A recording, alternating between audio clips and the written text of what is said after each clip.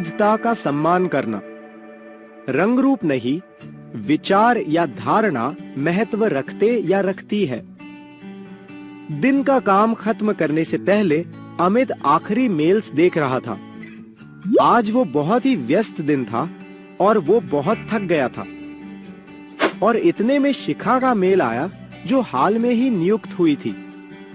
Mail में उसने लिखा था कि वो इस्तीफा देना चाहती है और इसके बाद उसके टीम में काम करना नहीं चाहती। अमित हैरान हो गया और वो सचमुच उठ बैठा। शिखा बहुत ही बुद्धिमान सदस्य थी और अमित को वो बहुत ही तेज, चौकस और जिम्मेदार भी लगती थी। उसके प्रशिक्षण के बाद उसने उसका नाम पूर्णकालिक रूप से नियुक्त करने के लिए चुना था। और अब ये मेल? उसने जवाब दिया कि उसे उसका मेल मिला, लेकिन वो दूसरे दिन उसके साथ चर्चा करने के बाद ही उस पर कार्रवाई करेगा। अगले दिन किसी के साथ बात करने से पहले उसने शिखा को अपने कमरे में बुलाया। वो बहुत ही अजीब और असहज महसूस कर रही थी और अमित के कमरे में प्रवेश करते हुए बहुत ही परेशान लग रही थी। अमित मुस्कुराया और उसने उसे पानी देते हुए बैठने को कहा। अभी उसके इस्तीफे के बारे में चर्चा करने के बजाय उसने उसके काम और उसकी तरक्की के बारे में बात करनी शुरू की। शिखा ने शांत महसूस किया और उसे उसने अपनी तरक्की के बारे में बताना शुरू किया। और अचानक वो रुक गई और कहा, लेकिन सर, मैं इस्तीफा देना चाहती हूँ। फिर अमित ने विषय की शुरुआत करते हुए उसे पूछा कि क्यों तुम इस्तीफा देना चाहती हो? जिस प्रकार से तुमने अभी बताया, उससे लग रहा था कि तुम अपने काम को पसंद करती हो, तो फिर इस्तीफा क्यों? तब शिखा ने कहा कि उसे काम अच्छा लगता था, लेकिन वो टीम के साथ घुल मिल नहीं पा रही थी।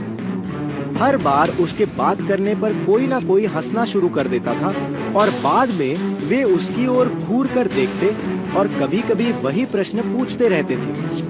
जब वो जवाब देती, तब उस पर कोई हंसता। वो क्या कहती थी उस पर कोई भी ध्यान नहीं देता था। वे सिर्फ हंसते थे और उसके बंगाली भाषा के उच्चारण और उसकी पोशाक का मजाक उड़ाते थे। अंतराल में लड़कियां उसके साथ मिलती जुलती नहीं थी, बल्कि अलग समूह बनाती थी।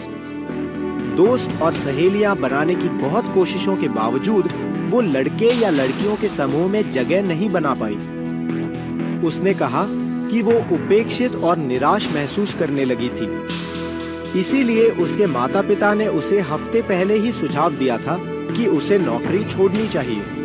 लेकिन उसे प्रोजेक्ट और मिला हुआ अवसर अच्छा लगा था और इसीलिए उसने इस विचार को कुछ हफ्तों के लिए टाल दिया था। लेकिन अब वो और नहीं सह सकती थी। क्या कल कुछ हुआ था शिखा? अमित ने नम्रता से पूछा। हाँ, शिखा रोने लगी। उन सब ने फिल्म देखने के लिए जाने की योजना बनाई थी, लेकिन मुझे छोड़ दिया।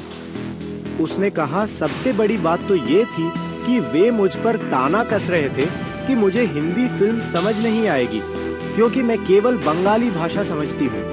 उन्होंने मुझे कहने का मौका ही नहीं दिया कि मैं हिंदी समझती हूँ और वे मुझे छोड़कर चले गए। अमित ने उसे समझाने की कोशिश की और कहा कि क्योंकि उसे प्रोजेक्ट अच्छा लगा है, तो उसने और एक हफ्ते तक रुकना चाहिए और उसके बाद निर्णय लेना चाहिए। साथ ही अमित को समस्या सुलझाने का एक मौका देना चाहिए। फिर अमित ने उसे नम्रता से पूछा कि कौन उसे सबसे ज्यादा परेशान कर रहा था और कहा कि भले ही वो अपराधियों के नाम बताएं, वो उन्हें भनक नहीं पड़ने देगा। शिखा ने बहुत ही हिचकिचाते हुए उनके नाम बताए। अमित ने उसे अपना काम करने के लिए कहा और ऐसे जताने को कहा जैसे कुछ हुआ ही नहीं था। बाद में उसने अपराधियों को बुलाकर उनसे बात की।